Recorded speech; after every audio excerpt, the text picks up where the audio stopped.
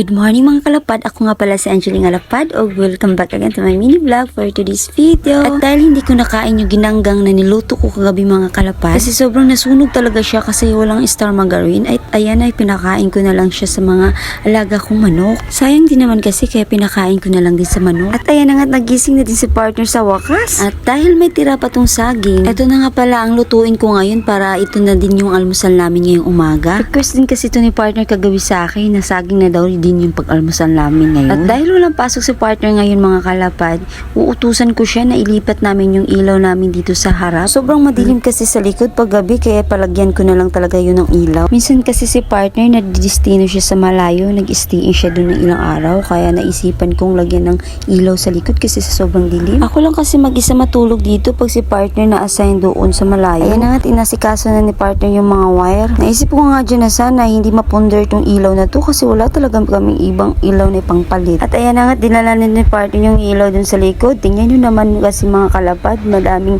mga damo-damo dito sa likod, just makahoy pa. Kaya pag gabi, sobrang madilim talaga, nakakatakot para may aswang. Dito kasi sa likod mga kalapad, nagtanim kasi ako dito ng talbos tsaka kamunting kahoy. Kaso, hindi ko pa naasikaso. Gusto ko kasi itong harusin itong mga talbos dito kasi medyo parang gulang na sila, kailangan na silang palitan. Naisip ko naman na saka na pag hindi masyadong mainit kasi sobrang init kasi dito sa likod pag araw mga kalapad. Ayan na nga't kinabit na ni partner yung ilaw dyan sa may puno. Kaso lang mga kalapad, parang sira yata yung bumbilya kasi hindi gumagana. Kaya paulit-ulit talaga si partner pasok doon kasi inaayos din niya pero ayaw talagang gumana. Ewan ko ba bakit ay gumana to, siguro ponder. Tsaka na lang siguro namin yan lagyan ng ilaw dyan pag makabili kami ng bagong bumbilya. Lumalalim pa tong tubig dito sa likod namin.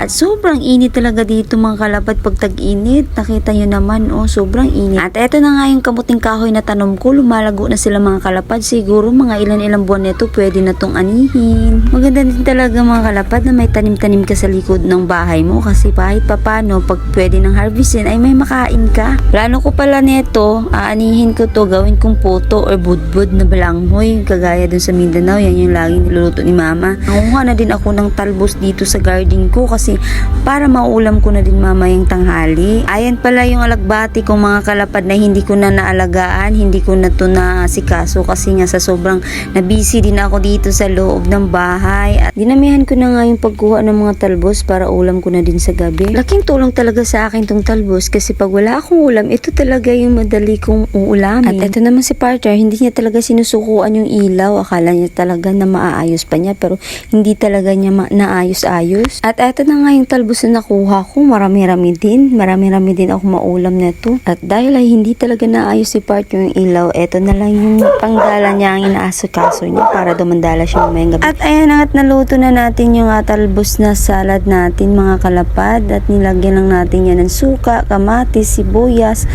at napakasarap na yan mga kalapad. Salamat nga pala sa pagpapanood ng aking mini vlog for today's video. Bye! God bless!